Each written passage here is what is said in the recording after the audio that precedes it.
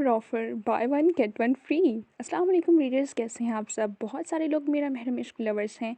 काफ़ी सारे तो इसके सीज़न 3 का भी इंतज़ार कर रहे होंगे। तो ये खबर सिर्फ मेरा महरम इश्क रीडर्स के लिए है।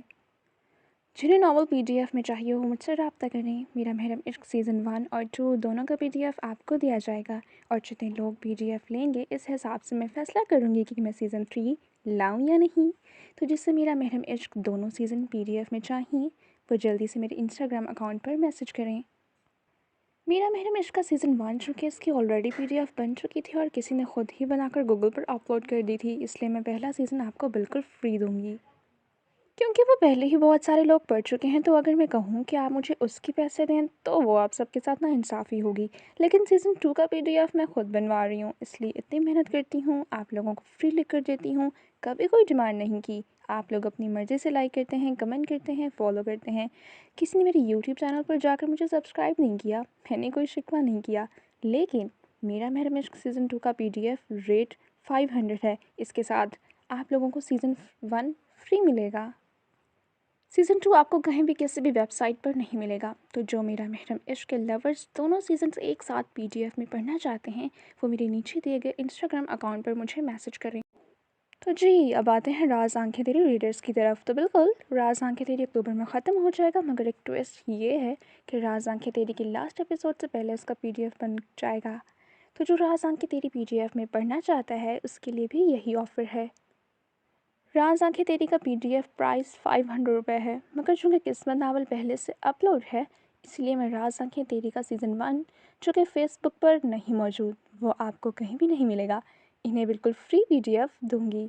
सो buy one get one free offer से फ़ायदा उठाएं और दोनों नॉवेल्स इंजॉय करें। पीडीएफ हासिल करने का तरीका ज़्यादा कुछ नहीं करना, बस मुझे आपने इंस्टाग्राम पर मैसेज करना है, आपको अकाउंट नंबर दे दिया जाएगा, आपने 500 रुपये ट्रांसफ़र करने हैं और पैसे ट्रांसफ़र होने के फ़ौरी बाद दोनों पीडीएफ आपके व्हाट्सएप नंबर पर व्हाट्सएप कर दिए जाएंगे। नॉवल मेरा महरम इश्क, किस्त नंबर 34, मुसन्फ़ा महनूर। क्या अभी कोई राज बाकी है? हवेली पर रात उतर आई थी। सब डाइनिंग टेबल पर बैठे खाना खा रहे थे जब असलाम दाखिली दरवाजे से अंदर दाखिल हुआ। उसे देखकर मसरूर शाह की अटकी सांसें बहाल हुईं। वो लाउंज के वॉशरूम से हाथ और चेहरा धोता सीधा डाइनिंग टेबल पर ही आ गया। मशअल्लाह ने जल्दी से पानी का ग्लास असलाम के सामने किया। उसने फ़ौरन पकड़ा और एक ही सांस में सारा पी गया। उसने प्लेट में खाना निकाला और खाने लगा। उसे सही सलामत देखकर मशअल्लाह के अंदर सुकून उतरा था। वो भी पुरसुकून होती खाना खाने लगी। इसको देखे बिना तो हलक से नवाला ही नहीं उतर रहा था। असलाम ने देखा वो अब तक किसी ब्लैक फ्रॉक में उसका दिल धड़का रही थी। लगता है उसकी बीवी को अपनी भलाई रास नहीं आ रही थी। मशअल्लाह ने खाना खाने के बाद किचन का रुख किया और इसके लिए कॉफ़ी बना कर लाई। असलाम मुस्कुराहट दबाए नॉर्मल लहजे की कॉफ़ी का मग पकड़कर होंठों से लगा गया। मशअल्लाह ने एक नज़र शावेज़ को देखा। आपके लिए चाय बना कर लाऊं बिप्रो? शावेज़ की आंखें चमकी। उसने ज़ोर शोर से इस बात में सर हिलाया और इस्लाम के हलक में अंदर तक करवाहट उतर गई। उसके गले में ही काफ़ी अटक गई। उसने कप होंठों से हटाया और खांसने लगा, मगर मशअल्लाह से नोटिस किए बगैर किचन में जा चुकी थी। इस्लाम ने अपना सांस ठीक किया और बेयकीनी और हैरत से उसकी पुश्त को तकता रह गया। उसकी बीवी इसे इग्नोर करके जा चुकी थी। इस्लाम शाह की खूबसूरत और शर्मीली आंखों में गुस्सा और वहशत उभरी। उसने शावेज़ को भस्म कर देने वाली नज़रों से घूरा। मेरी बीवी तुम्हारी नौकर नहीं है। चाय पीनी होगी तो आइंदा खुद बनाना। दांत भी पीस कर उसने एक एक लफ्ज़ चबा चबा कर अदा किया। शावेज़ ने अपने दांतों की नुमाइश की। इस्लाम शाह का दिल चाहा उसका मुंह तोड़ दे। क्यों? मेरी बहन तुम्हारी मुलाजिम है जो दिन रात तुम्हारे लिए कॉफ़ी बनाती रहे? शावेज़ भी मैदान में कूदा। बकवास बंद कर साले, वो मेरी बीवी है और मेरे काम करना उस पर फ़र्ज़ है। असलम ने मुठ्ठियाँ भींच कर गुस्सा काबू किया।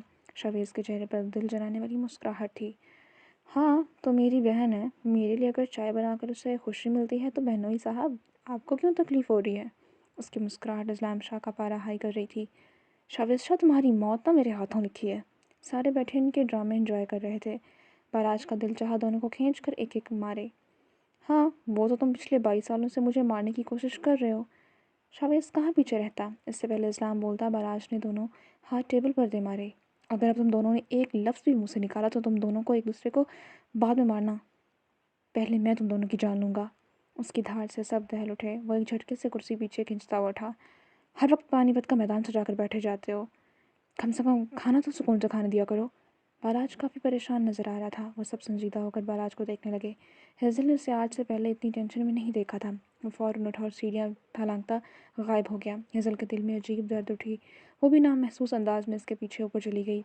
मछली इन सबसे बेखबर मुस्कुराती हुई चाय का कप पकड़े बाहर निकली। वो कप शावेज़ के पास रखा। शावेज़ ने मुस्कुराकर कप पकड़ा और होंठों से लगाया। इस्लाम ने गुस्से से कप टेबल पर पटखार उठकर बाहर निकल गया। मछली ने कुछ हैरत से उसकी पुश्त को देखा।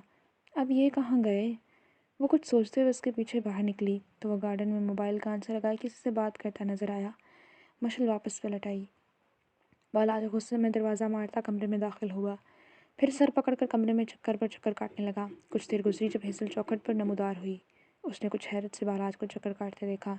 वो कुछ झिझकती हुई अंदर दाखिल हुई। बालाज जो चक्कर काट रहा था अचानक हेज़ल के सामने आने पर उसके कदमों को ब्रेक लगी। हेज़ल ने देखा उसकी ग्रीन आंखें खून छलका रही थीं।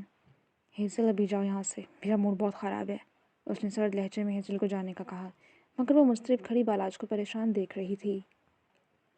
बालाज दोबारा चक्कर काटने लगा। हेज़ल को हिलता ना देखकर दोबारा उसके पास आया। वो मैं हेज़ल ने कुछ कहने की कोशिश की। बालाज की आंखें मज़ीद सुर्ख होने लगी। हेज़ल, इस वक्त मैं तुम्हारे भाइयों की वकालत सुनने के मूड में नहीं हूँ। मेरा दिमाग पहले ही बहुत ख़राब है। मैं तुमसे किसी किस्म की बहस नहीं करना चाहता। अभी जाओ। वो गुस्से से चीखा कि हेज़ल ने बहुत अज़ियत से आंखें मींची। इसकी आंखों से आंसू बहुत तेज़ी से बहते गालों को भिगोने लगे। वो समझ रहा था कि शायद वो शावेज़ और अज़लाम की हमायत करने पहुँच गई कि वो इसके भाइयों पर गुस्सा क्यों करके आया। मैं तो सिर्फ ये पूछने आई थी कि आप क्यों परेशान हैं। मेरा ही दिमाग ख़राब था जो आपकी फ़िक्र में यहाँ तक चली आई। वो आहिस्ता आवाज़ में अज़ियत से बोली। बालाज का गुस्सा झाग की तरह बैठ गया। वो कमरे से बाहर की जाने बढ़ी। बालाज ने आगे बढ़कर उसकी कलाई पकड़ ली। उसकी परेशानी भांप कर इसके पीछे फ़िक्रमंदी से आई थी और बालाज ने सारा गुस्सा इस पर उतार दिया। हेज़ल ने अपनी कलाई आज़ाद करवाने की कोशिश की मगर इसकी पकड़ सख्त। सॉरी यार, मैं कुछ परेशान था इसलिए तुमसे गुस्से से बात कर गया।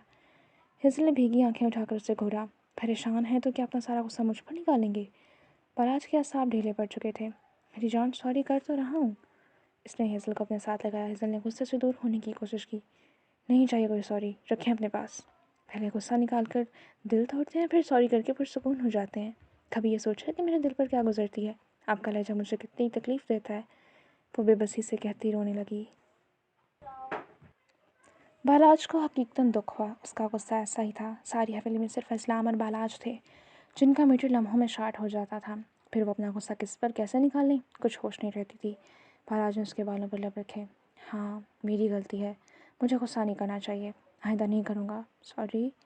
हिजल की सोसों अब भी जारी थी। हाँ, बस रोब झाड़ने के लिए बीवी ही मिली है। बीवी हूँ आपकी, कोई ज़र खरीद ग़ुलाम नहीं।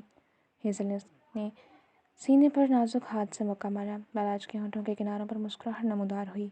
बिल्कुल तुम मेरी बीवी हो, ग़ुलाम तो तुम्हारे पाँव की धूल के बराबर भी नहीं। बालाज ने उसका चेहरा सीने से निकाल कर अपने हाथों के प्याले में भरा, फिर उसके माथे पर लब रखे। चलो अब माफ़ भी कर दो बेगम। मासूम शक्ल बनाता हुआ हेज़ल का दिल ज़ोरों से धड़का गया। हेज़ल से लम्हों में दूर हुई। कर दिया माफ़, मुझे नींद आ रही है, मैं जा रही हूँ। वो फ़ौरन बाहर भागी। बालाज दिल खोल कर हंसा। जो पूछने आई थी वो तो पूछ जाती, मगर वो नीचे भाग चुकी थी। बालाज की टेंशन अभी वही थी, मगर उसकी वजह से मूड बेहतर हो गया था। वो सर झटक कर स्टडी टेबल पर बैठा काम करने लगा। नीचे वो कमरे में आकर लेटी दिल 440 की स्पीड से धक धक कर रहा था। इस शख्स की इतनी सी कुर्बत में हेज़ल की जान जाती थी। पता नहीं शादी के बाद वो कैसे रहेगी। वो सर तक कंबल तान कर लेट गई। मशल लाउंज में ही चक्कर काटती इस्लाम का इंतज़ार कर रही थी। कुछ देर बाद वो अंदर आया। आगा जान उसे देखकर उठ खड़े हुए। क्यों छोटे शाह, फिर आज एक शतरंज की बाजी हो जाए। आगा जान की आवाज़ पर इन दोनों के चेहरा मोड़ कर उन्हें देखा। आगा जान जानते थे कि इनका ये पोता इनसे बहुत दूर हो गया है, इसलिए इसके साथ अपने ताल्लुक़ ठीक रखना चाहते थे। इनको मशल और अज़लाम से बहुत मोहब्बत थी, मगर वो दोनों ही बहुत बदल चुके थे। मशल वैसी नहीं रही थी जैसी वो सालों पहले हुआ करती थी। तब उसे आगा जान से बढ़कर कोई और अजीज़ नहीं था, और आज उसकी ज़ुबान पर सिर्फ हमदान कुरैशी की रट थी। आगा जान को बेसाख्ता इस बात का अफसोस हुआ कि इनकी पोती इनसे बहुत दूर हो चुकी है, और इनके दिल में हमदान कुरैशी से नफ़रत गहरी होती गई, जो इनकी बेटी के बाद इनकी पोती को भी इनसे छीन चुका था। आगा जान ये बात समझने से कासिर थे कि वो इसके लिए एक बाप से ज़्यादा अहमियत रखते थे। एक शख्स जिसकी बेटी की मौत की वो ज़िम्मेदार थी। इस शख्स ने अपना दिल इतना बड़ा किया कि अपनी बेटी की कातला को अपनी बेटी का नाम और पहचान दी। सिर्फ इतना ही नहीं, उसे बाप का प्यार दिया, उसकी हिफाजत की, उसे एक अच्छे शख्स के हवाले किया जो इसकी हिफाजत कर सकता था। तो इसे क्यों हमदान कुरैशी अजीज़ ना होते। वो आज भी इनकी ज़ोया ही थी। اسلام کے ہونٹوں کے کناروں پر دل چلانے والی مسکراہٹ نمودار ہوئی۔ کیوں نہیں، آپ کو مات دینا میرا فیوریٹ کام ہے۔ اور آقا جان کہہ لگا کر اٹھے۔ وہ ان کے ساتھ اسٹڈی میں چلا گیا۔ مشل کچھ مسترب کھڑی رہ گئی۔ سب ایک ایک کرتے اپنے کمروں میں جا چکے تھے۔ امینہ بیگم پانی کا جگ پکڑتی کچن سے نکلی تو اسے کچھ پریشان کھڑا دیکھا۔ بیٹا تم جا کر سو جاؤ، اب ان دادا پوتے کی محفل تو دیر تک چلنے والی ہے۔ تائی کی بات پر بس سر ہلاتی ہوئی سیڑھیاں چڑھتی کمرے میں آ گئی۔ وہ کمرے میں آئی، پھر بوجھل دل کے ساتھ بیڈ پر لیٹ گئی۔ 10 بجے صبح کا وقت ہو رہا تھا۔ اے سی کی خنکی ساری کمرے میں پھیلی ہوئی تھی۔ اس نے کمفرٹر کھینچا اور اوپر اڑا، پھر بے دل سے لیٹ گئی۔ لیٹے لیٹے اسے کب نیند آئی کوئی ہوش نہ رہی۔ 11 بجے کے بعد جا کر وہ کمرے میں داخل ہوا، بنا آواز پیدا کیا آہستگی سے کمرے کا دروازہ بند کیا۔ ساری لائٹس آن تھیں، وہ یقیناً اس کا انتظار کرتے ہوئے سو گئی تھی۔ اسلام نے ساری تیز لائٹسیں بند کیں، اب کمرے میں صرف ڈم لائٹس چل رہی تھیں۔ وہ قدم قدم چلتا بیڈ تک آیا، پھر اس کے پاس بیٹھ کر اس کا ہاتھ چہرے سے ہٹایا۔ وہ سوئی ہوئی معصوم بچی لگ رہی تھی۔ سفید خوبصورت چہرہ، وہ خوبصورتی کی مثال تھی۔ حویلی کی ساری بیٹیوں میں سب سے زیادہ خوبصورت تھی۔ اسلام شاہ آج بھی اس سے نظریں ملانے کی ہمت نہیں کر پاتا تھا۔ کاش اپنے غصے پر قابو کر پاتا تو اسے اتنی تکلیفیں نہ دیتا۔ یہ قدرت نے اسے سزا دی تھی کہ جس عورت سے دیوانوں کی طرح عشق کیا، اسی عورت کو تکلیف دینے کی کوشش کی۔ ہر وہ تکلیف اس کی مشل کو ملی۔ یہ شاید قدرت کا انصاف تھا۔ یہ تو طے تھا، جو دوسری کی بہن بیٹیوں کو تکلیف دینے کی کوشش کرتے ہیں، وہ تکلیفیں ان کی بہن بیٹیوں تک واپس آ جاتی ہیں۔ وہ جسے زویا سمجھ کر سزا دینے کے چکر میں تھا، وہ تو اس کی مشل ہو کر بھی ہر سزا برداشت کرتی گئی۔ ہاں، یہ صرف عشق تھا جس نے مشل شاہ کو وہ ساری تکلیفیں برداشت کرنے پر مجبور کیا، ورنہ وہ اس سے الگ ہو کر اسے چھوڑ کر بھی جا سکتی تھی۔ اس نے اپنی انا، عزت نفس، سب کچھ اس عشق کے پیچھے برباد کر دیا۔ اس نے اپنی عزت نفس کچل کر اس شخص سے گڑ گڑا کر چاہت مانگی تھی۔ اگر وہ اسے معاف نہ کرتی تو یقیناً اسلام شاہ اپنی جان لے لیتا۔ وہ نرمی اور محبت سے اس کے چہرے کو دیکھ رہا تھا۔ اگر ابھی اسلام شاہ اس کی قدر نہ کرتا تو پھر اس سے بڑا بدقسمت شخص اس دنیا میں کوئی نہ ہوتا۔ اسلام نے نرمی سے جھک کر اس کی پیشانی پر لب رکھے، پھر دوسری سائڈ آ کر اس کے چہرے پر جھکا اسے دیکھنے لگا۔ اس کا سفید چہرہ لال پیلا ہو رہا تھا۔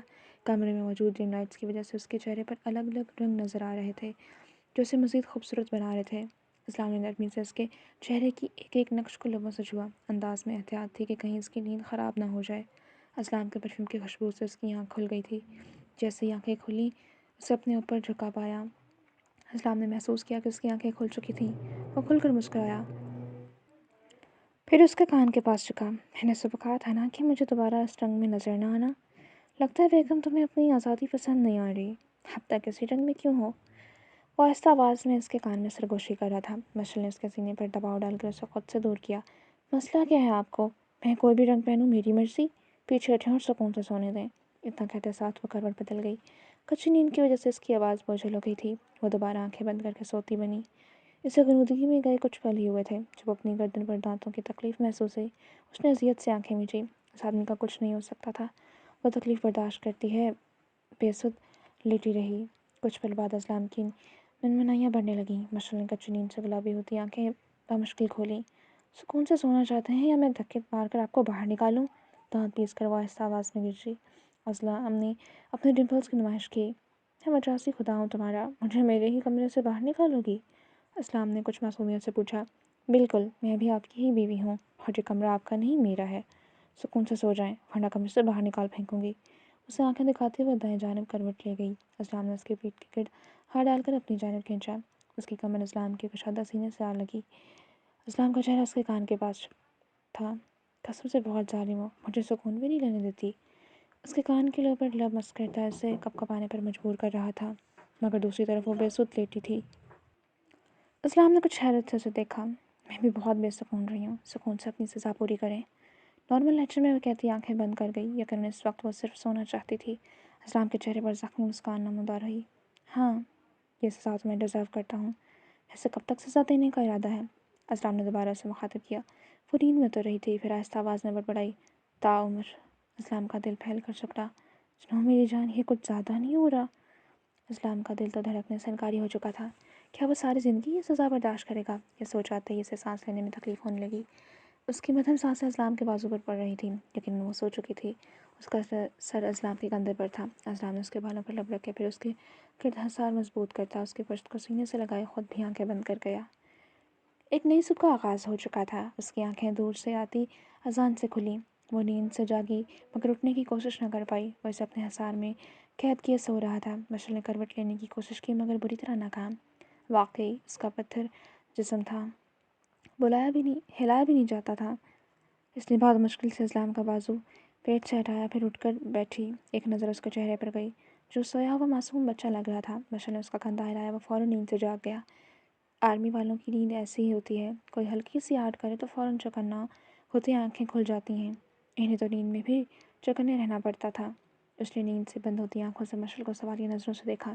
اٹھیں، نماز پڑھیں۔ وہ اس پر باقاعدہ روب جھاڑنے کے ساتھ حکم چلا رہی تھی۔ اسلام کھل کر مسکرایا۔ اسے حکم سناتی وہ بیڈ سے اٹھی اور دوپٹہ پکڑتی واش روم کی جانب بڑھ گئی۔ اسلام اٹھ کر بیٹھا، پھر اپنے دماغ کو بیدار کرنے لگا۔ وضو کر کے حجاب کر کے ہولے میں چمکتے چہرے کے ساتھ باہر نکلی۔ اسے دیکھ کر اسلام کے اندر باہر سکون اترا۔ وہ جب جب اسے دیکھتا تھا تب دل میں سکون اترتا محسوس ہوتا تھا۔ اسلام واش روم میں گیا تو مشعل نے کبڈ کھول کر دو جائے نماز نکالے، اپنا کچھ پیچھے بچھا کر اس کا آگے بچھایا، پھر اس کا انتظار کرنے لگی۔ کچھ منٹ بعد وہ وضو کیے باہر نکلا اور اگلے جائے نماز پر آ کر کھڑا ہو گیا۔ مشعل مسکراتی ہوئی پچھلے جائے نماز پر کھڑی ہوئی اور اپنے شوہر کی امامت میں نماز ادا کرنے لگی۔ اسے اپنی شادی کی رات یاد آئی جب اس کی امامت میں نفل ادا کیے تھے۔ نماز ادا کرنے کے بعد دونوں نے دعا مانگی۔ اسلام نے کچھ وظائف پڑھنے کے بعد مشعل کی طرف چہرہ موڑ کر اس پر دم کیا، پھر اس کا چہرہ دونوں ہاتھوں کے پیالے میں بھر کر اس پر نرمی سے پھونک مار کر اس کے ماتھے پر لب رکھے اور جائے نماز سمیٹتا ہوا اٹھ گیا۔ مشعل مسکراتی ہوئی اٹھی اور قرآن پاک کی تلاوت کرنے کی غرض سے وہ کبڈ سے قرآن نکال لائی۔ اسلام واک کرنے کی غرض سے نیچے لان میں چلا گیا۔ یہ اتوار کا دن تھا، سارے نوجوان آج گھر میں ہی تھے۔ سب رف حلیے میں لانچ میں بیٹھے تھے۔ 11 بجے کا وقت تھا جب مشعل سیڑھیاں اترتی ہوئی نظر آئی۔ لائٹ پرپل کلر کی فراک کے ساتھ بالوں کو چٹیوں میں سمیٹ رکھا تھا۔ فون کان سے لگائے کسی سے بات کر رہی تھی۔ اچھا، کب تک پہنچو گی؟ فون کو اس پار فریال گاڑی میں بیٹھی مشعل سے بات کر رہی تھی۔ ابھی 1 گھنٹہ لگ جائے گا، مشعل بات کرتے اتر رہی تھی۔ اچھا اوکے، میں انتظار کر رہی ہوں۔ وہ بہت خوش نظر آ رہی تھی۔ وہ بات ختم کرتی نیچے اتر چکی تھی۔ حالہ نے اس کے خوشی سے ٹمٹماتے چہرے کو دیکھا۔ گڑیا، آپ بھی کوئی آ رہا ہے؟ مشعل حالہ کی طرف مڑی۔ ہاں، میری کزن آ رہی ہے، وہ میری بیسٹ فرینڈ ہے، مجھ سے ملنے آ رہی ہے۔ ندا نے بھی دیکھا، اس کے چہرے پر بچوں جیسی خوشی تھی۔ انہوں نے سمجھنے والے انداز میں سر ہلایا۔ وہ فوراً تائی اماں کے کمرے کی جانب بڑھی، اجازت ملتے کمرے میں داخل ہوئی۔ آؤ بیٹا، وہاں کیوں کھڑی ہو؟ تائی کی بات پر وہ مسکرا کر ان کے پاس بیڈ تک آئی، پھر ان کے پاس بیٹھ گئی۔ تائی اماں، میری خالہ کی بیٹی آ رہی ہے، کچھ کھانے کا انتظام کروانا ہے۔ امینا بیگم مسکرائیں۔ اچھا بتاؤ، کیا کیا بنوانا ہے؟ یہ سن کر مشعل کچھ سوچ میں پڑ گئی، پھر انہیں فریال کی پسندیدہ ڈشز بتانے لگی۔ اچھا، میں بھی ملازمہ ہوں کو ہدایات دے دیتی ہوں۔ وہ ان سے باتیں کرتی کمرے سے باہر نکل کر کچن میں آ گئی۔ تائی نے ملازمہ کو ساری ہدایت سمجھا دی۔ وہ لانچ میں آئی، ایک نظر اپنے حلیے کو دیکھا، اچھی لگ رہی تھی، مسکرا کر فریال کا انتظار کرنے لگی۔ اس کی گاڑی بہت بڑی شاندار حویلی میں داخل ہوئی۔ وہ آج کافی دنوں بعد زویا سے ملنے والی تھی، اس لیے بہت خوش تھی۔ گاڑی لمبی روشن روش پر چلتی پورچ تک آ کر رکی۔ وہ مسکرا کر باہر نکلی۔ ریڈ کلر کی شارٹ فراک کے ساتھ وائٹ کیپری پہنے، چہرے پر لائٹ میک اپ کیے، وائٹ دوپٹہ گلے میں جھول رہا تھا، بال خوبصورت جوڑے میں باندھ رکھے تھے۔ اس نے اپنا بیگ اٹھایا اور کچھ حیرت سے اتنی بڑی حویلی کو دیکھنے لگی۔ وہ بہت خوبصورت لال رنگ کی عمارت تھی۔ وہ راستے کا اندازہ کرتی عمارت کی جانب بڑھی۔ عین اسی وقت شاویز وائٹ شرٹ اور لائٹ بلو جینس میں ملبوس مردان خانے سے باہر نکل رہا تھا۔ وہ آس پاس دیکھتی اندر کی جانب بڑھ رہی تھی۔ ابھی وہ لاؤنج سے پیچھے ہی تھی جب کوئی تیزی سے اس سے آ کر ٹکرایا۔ اس سے پہلے وہ زمین بوس ہوتی مقابل نے اس کے کمر میں ہاتھ ڈال کر اسے کھینچا۔ وہ سیدھا اس کے کشادہ سینے سے آ ٹکرائی۔ شاویز کی نظر جیسے اس چہرے پر پڑی وہ ساکت کا ساکت رہ گیا۔ اسے یقین نہ آیا، یہ لڑکی وہ بھی حویلی میں؟ اسے یہ سب خواب معلوم ہوا۔ فریال نے آنکھیں زور سے میچی مگر وہ زمین بوس نہیں ہوئی۔ ڈرتے ڈرتے آنکھیں کھولیں اور سالوں بعد دوبارہ کرسٹل براؤن آنکھیں ڈارک براؤن آنکھوں سے ٹکرائیں۔ فریال اگلا سانس نہیں لے سکی، اس کی آنکھیں پھٹی کی پھٹی رہ گئیں۔ دونوں کا حال ایک جیسا تھا، دونوں کو امید نہیں تھی اس جگہ وہ ایک دوسرے سے دوبارہ ٹکرائیں گے۔ فریال سعید کا دل بہت زوروں سے دھڑکا۔ کتنے ہی پل وہ دونوں ایک دوسرے کو دیکھتے رہ گئے۔ فریال کا ایک ہاتھ شاویز کے بازو کے گرد لپٹا تھا۔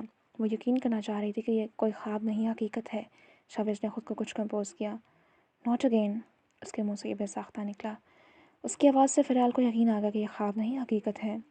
وہ کچھ سیدھی ہوئی۔ آئی سویئر میں جان بوجھ کر نہیں ٹکرائی، یہ واقعی حادثہ تھا۔ وہ بوکھلاتی بہت مشکل سے بولی۔ شاویز کو یقین ہو گیا کہ وہ واقعی حقیقت میں موجود ہے۔ فریال نہیں چاہتی تھی کہ وہ یہ سمجھے کہ وہ جان بوجھ کر اسے ٹکراتی ہے۔ اس کی بوکھلاہٹ شاویز کو مسکرانے پر مجبور کر گئی۔ فریال نے جھک کر اپنا بیگ پکڑا، تب تک شاویز نے اپنی مسکراہٹ غائب کی۔ اسے دیکھ کر بہت عرصے بعد سکون ملا تھا، مگر وہ سمجھ نہ سکا یہ لڑکی ان کی حویلی میں کیا کر رہی تھی۔ वो सीधी हुई नज़र शावेज़ के चेहरे पर गई। आखिर कौन सी ताकत थी जो फरियाल सैर को इसकी जानिब खींच रही थी। उसने बहुत मुश्किल से अपनी नज़रें चुराईं।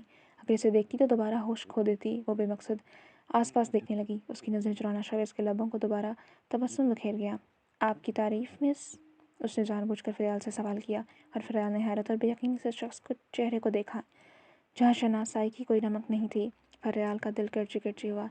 पिछले 6 सालों से वो फरियाल के दिल पर काबिज था। फरियाल उसे एक दिन भी नहीं भूली थी और उसका नाम तक याद ना रख पाया। फरियाल ने जिसे अपना दिल सौंप दिया था वो इस शख्स की ज़िंदगी में कहीं थी ही नहीं। अगर वो इसके लिए अहम होती तो कम से कम वो इसका नाम तो याद रखता। इसका दिल टूटा के सीने में खून रसने लगा।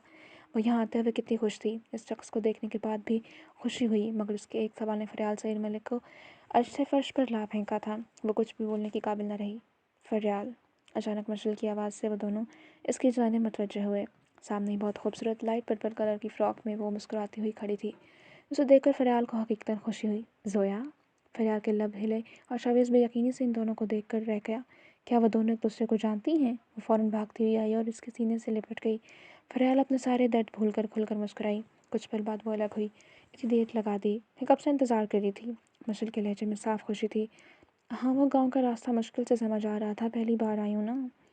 फरियाल ने बहुत मुश्किल से अपना लहजा नॉर्मल किया, वरना अभी जो ज़ख्म इसके सितमगर से मिला इसने दिल की दुनिया तबाह कर दी थी। मशल ने समझने वाले अंदाज में सर हिलाया। अच्छा चलो आओ अंदर चलते हैं, इतनी धूप में खड़ी मत हो। फरियाल ने सर हिलाया। शावेज़ तो बेयकीनी से इन दोनों को देखता रह गया। बहुत देर बाद वो कुछ कहने के काबिल हुआ। गुड़िया? उसकी आवाज़ से मशल होश में आई कि शावेज़ भी यहाँ मौजूद है। उसने मशल को कुछ सवालिया नज़रों से देखा। अरे मैं तो भूल ही गई। फरियाल, ये मेरे बड़े भाई हैं, शावेज़ शाह, मेरे बिग ब्रो। और फरियाल का सारा वजूद पत्थर हो गया। उसे ज़ोया के अल्फाज याद आए। मुझे यकीन है मेरा एक भाई है। फरियाल ने हैरत और बेयकीनी से उसे देखा। यह सब तुम्हारा वहम है ज़ोया। अगर तुम्हारा कोई भाई होता तो सबके सामने मौजूद होता। ज़ोया ने कुछ अफसोस से फरियाल को देखा। नहीं, मेरा एक भाई है, वो मेरे ख्वाबों में आता है। ज़ोया का लहजा बहुत मजबूत था। फरियाल को दुख हुआ। ज़ोया, हर ख्वाब हकीकत नहीं होता। ज़ोया ने अपनी ओशनली आंखों में तासुब लिए उसे देखा। नहीं, तुम देख लेना, एक दिन मेरा यह ख्वाब सच होगा। ज़ोया के लहजे में कितनी पुख्तगी थी। वो वाकई इसका ख्वाब सच हो चुका था। वो शख्स कोई गैर नहीं, ज़ोया का सगा भाई था। फरियाल अगला सांस नहीं ले सकी। और बिग ब्रो, ये फरियाल है, हमारी खाला की बेटी। मशल के अल्फाज ने शावेज़ शाह के साकत कर दिया। वो अगला सांस नहीं ले पाया। उसकी आंखों में बेयकीनी और हैरत उभरी। वो लड़की कोई गैर नहीं, उसकी सगी खाला की बेटी थी। फरियाल का हाल भी अलग ना था। वो शख्स कोई गैर नहीं, उसका खाला का बेटा था। दोनों ही बेयकीनी से एक दूसरे को देख रहे थे। ये कैसी हकीकत थी, ये कैसी किस्मत थी। मशल अपनी खुशी में इन दोनों के चेहरों के उतार चढ़ाव देख रही थी। शावेज़ को सालों पहले अपने कई अल्फाज याद आए। मुझे क्या पता मेरी कौन सी खाला की बेटी लगती है जो मैं जानूँ कि वो कौन थी। इसने बेसाख्ता ये अल्फाज कह दिए। वो कहाँ जानता था कि इसके अल्फाज कबूलियत का दर्जा तय कर चुके हैं। मशल उसका हाथ पकड़कर अंदर की जानी बढ़ी कि दोनों का सख्ता टूटा। दोनों एक दूसरे के हाल से बेखबर थे। वो मुस्कुराकर फरियाल को लिए अंदर आई। इतने में हेज़ल सीढ़ियाँ उतरती हुई दिखाई दी। मशल के साथ अनजान चेहरा देखकर वो इसकी तरफ आई। फरियाल, ये हेज़ल है, मेरी छोटी बहन, हमदान कुरैशी की छोटी बेटी। फरियाल की आंखें भर आईं। वो बिल्कुल इसके मामों का अक्स थी। हेज़ल, ये फरियाल है, फूफू की बेटी। और हेज़ल को वो खूबसूरत लड़की बहुत अपनी लगी। फरियाल आगे बढ़ी और हेज़ल के गले लग गई। दोनों की आंखें नम हुईं। खून की कशिश तो खून खींचता है। कुछ देर बाद वो अलग हुई। तुम बिल्कुल मामू जैसी हो, उनकी कॉपी। और हेज़ल नम आंखों से मुस्कुराई। वो तीनों सोफे पर आकर बैठी। फिर वो हाला और निदा से मिली। बालाज और आलम भी हवेली में ही थे। मशल ने उनका भी तारुफ करवाया। ये आलम भाई हैं, छोटे चचा के बेटे। और ये बालाज भाई हैं, बड़े चचा के बेटे और हेज़ल के हस्बैंड। वो तीनों भी यहीं मौजूद थे। अब मशल इनका तारुफ करवा रही थी। इतने में लाउंज के दाखिली दरवाजे से असलाम शाह दाखिल हुआ। फिलहाल उसे देख कर उठ खड़ी हुई। फिर उसे सलाम किया। असलाम ने मुस्कुराकर सलाम का जवाब दिया। असलाम भाई, क्या आपके सर पर चोट कैसे लगी? असलाम के सियानी सी हंसी ऐसा। कुछ नहीं, छोटा सा एक्सीडेंट हो गया था। तुम बताओ, सब ठीक है? जी, अल्लाह का करम है। वो सब मुस्कुराते हुए वापस बैठ गए। मुलाजमा टेबल पर मुख्तलिफ लवाजमात सजा रही थी। आलम और शावेज़ अलग साइड पर बैठे थे। आलम की शरारती रग फड़फड़ाई। मुझे लगता है इस लड़की को कहीं देखा है, बस याद नहीं आ रहा कहाँ। और शावेज़ ने उसे पसंद कर देने वाली नज़रों से घूरा। ड्रामेबाज कहीं का। आलम ने सिर पर हाथ मार कर याद किया। अरे हाँ, याद आया, ये तो वही यूनिवर्सिटी में टकराने वाली नहीं थी। शावेज़ की आंखें खून छिलकाने लगीं। मेरा मतलब है, गलती से टकराव हुआ था ना। आलम ने तोसी की। शावेज़ को तपाने में से सही मज़ा आ रहा था। वो 5-6 लड़कियां बैठी तो सर जोड़कर बातें कर रही थी। शावेज़ ने अपनी मुठ्ठियां भींच कर जब्त किया। ہاں تو کیا کہہ رہے تھے تم کہ میری کون سی خالہ کی بیٹی رکھتی ہے؟ یار یہ تو واقعی خالہ کی بیٹی نکل آئی۔ عالم نے پورے دانت نکالے جیسے شاویز کی حالت انجوائے کر رہا۔ شاویز نے ایک گھما کر مکہ اس کے پیٹ میں دے مارا۔ عالم تو تڑپ اٹھا، وہ سب اچانک ان کی طرف متوجہ ہوئیں۔ کیا ہوا؟ خالہ نے کچھ بے چینی سے پوچھا۔ ارے کچھ نہیں، شاید کوئی کیڑا کاٹ گیا، تم لوگ باتیں کرو، شاویز نے ہلکے پھلکے انداز میں کہا۔ خالہ کچھ پل انہیں جانچتی نظروں سے گھورتی رہی، پھر وہ سب سر جھٹک کر دوبارہ باتیں کرنے لگی۔ عالم کچھ پل اپنے پیٹ کو سہلاتا رہا۔